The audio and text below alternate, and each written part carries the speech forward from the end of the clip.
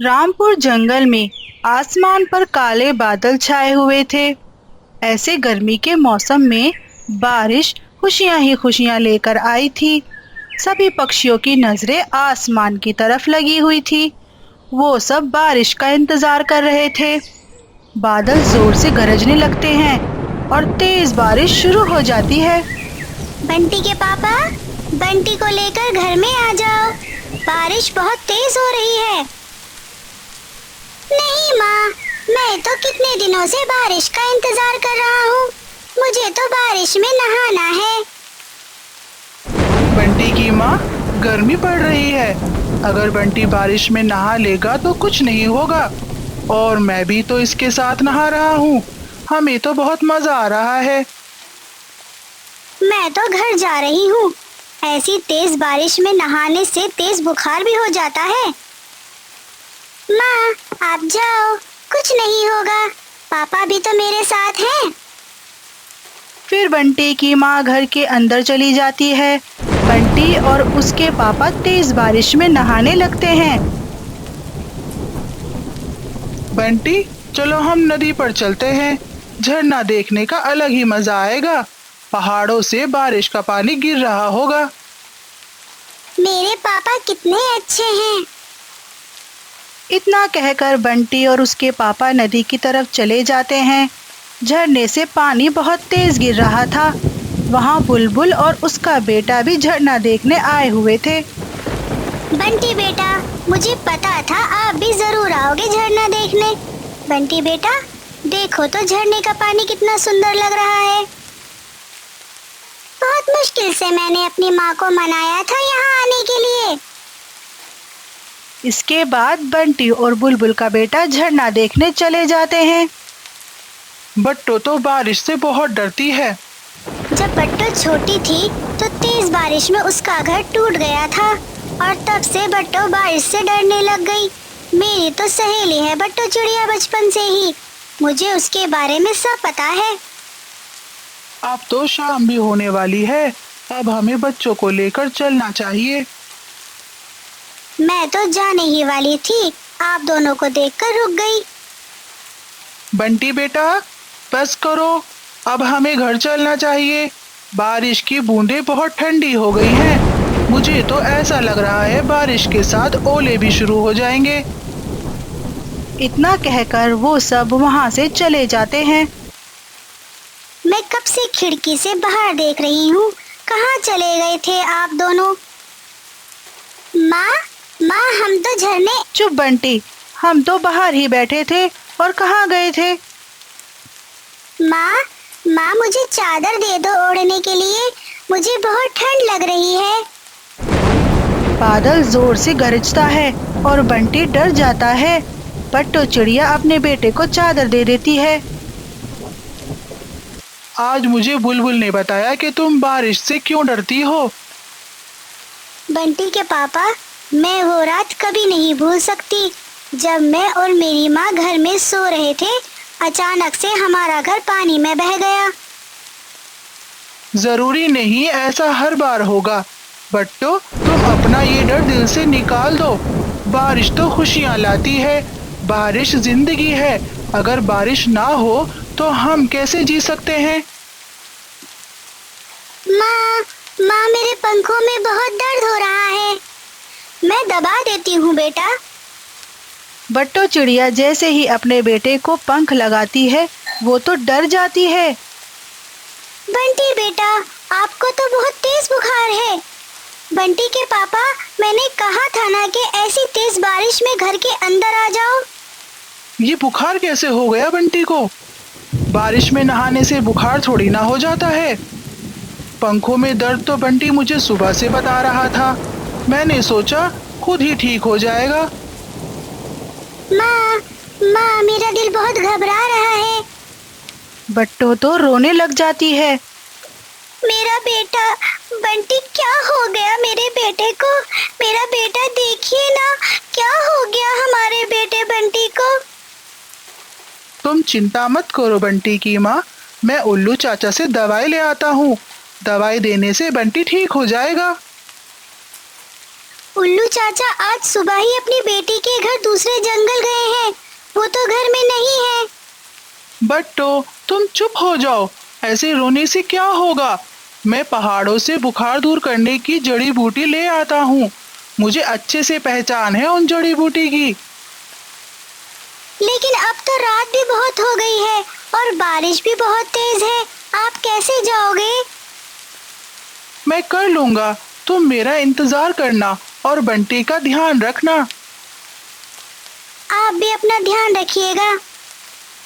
इसके बाद बट्टो का पति जड़ी बूटी लाने पहाड़ों की तरफ निकल पड़ता है। बंटी मेरे बेटे, आपने क्यों मेरी बात नहीं मानी? आज अगर मेरी बात मानी होती आपकी ये हालत नहीं होती। बंटी से बोला भी नहीं जा रहा था, उसे बहुत तेज बुखार था। कुछ नहीं होगा मेरे बेटे आपको। आपके पापा गए हैं आपके लिए दवाई लाने। काली रात और ऊपर से तेज बारिश, ऐसे मौसम में उड़ना बहुत मुश्किल था। परंतु बेचारा बाप करता भी तो क्या, उसे अपने बेटे के लिए कुछ ना कुछ करना ही था। वो बहुत मुश्किल से उड़ रहा था। सारे पक्षी अपने अपने घरों में छुपे बैठे थे, बारिश के मजे ले रहे थे। बंटी के पापा पहाड़ों की तरफ पहुंच जाते हैं। देखो तो ऐसी बारिश में शिकार हमारी तरफ ही आ रहा है। मुझे तो ये कोई पागल पक्षी लग रहा है। ऐसा लग रहा है ये अपनी बलि देना चाहता है ऐसी बारिश में। थोड़ा आगे आने दो, फिर पीछे से हमला करते हैं और फिर कल हम दिन में इसका शोरबा बनाएंगे। चिड़िया शोरबा। मुझे तो चिड़िया शोरबा पिए बहुत समय गुजर गया। वो दोनों चील छुप जाती हैं और फिर बंटी के पापा थोड़ा आगे बढ़ते हैं तो वो दोनों चील पीछे से हमला करते हैं।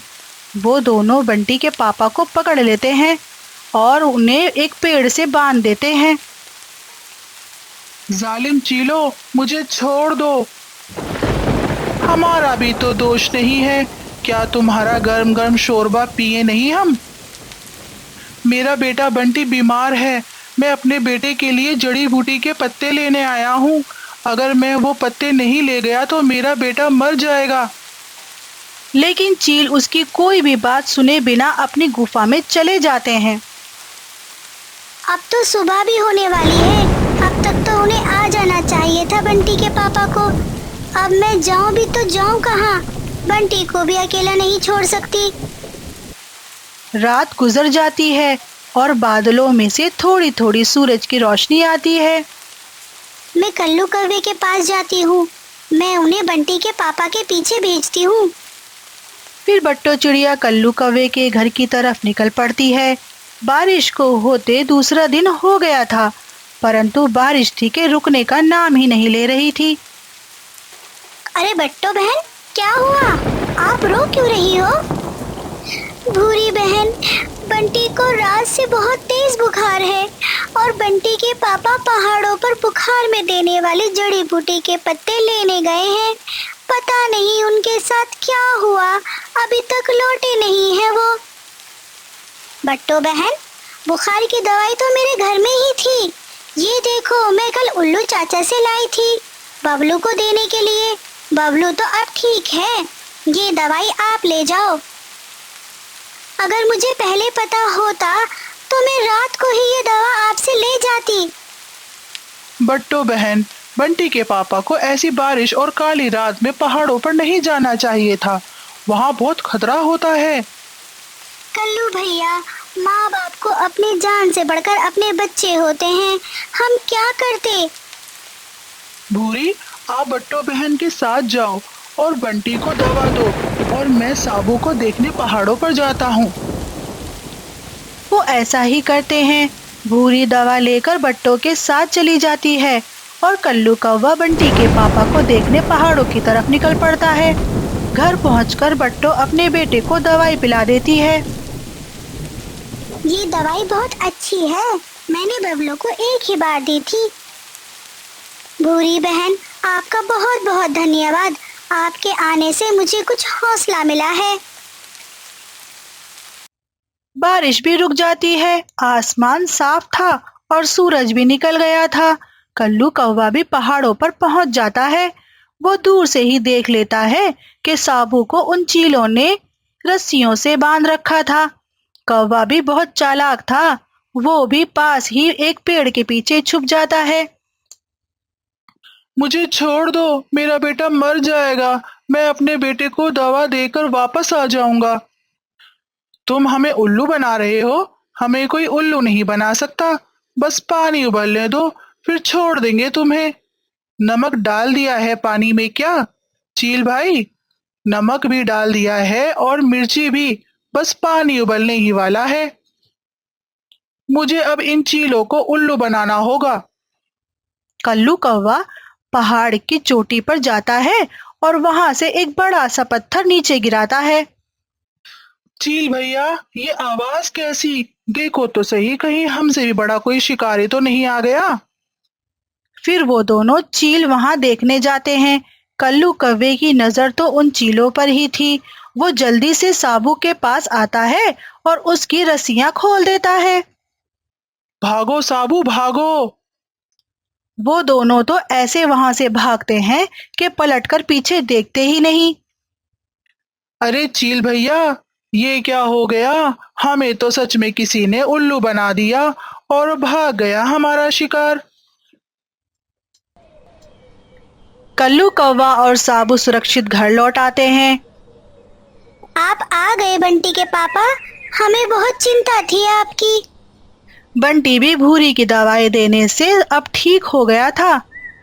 पापा, पापा, मेरे पापा, मेरे प्यारे पापा, आप सुरक्षित घर पहुंच गए मेरे पापा। फिर कल्लू कौवा उन्हें सारी बात बताता है। बट्टू बहन, वो चील तो आपके पति का शोरबा बना के पीने वाले थे।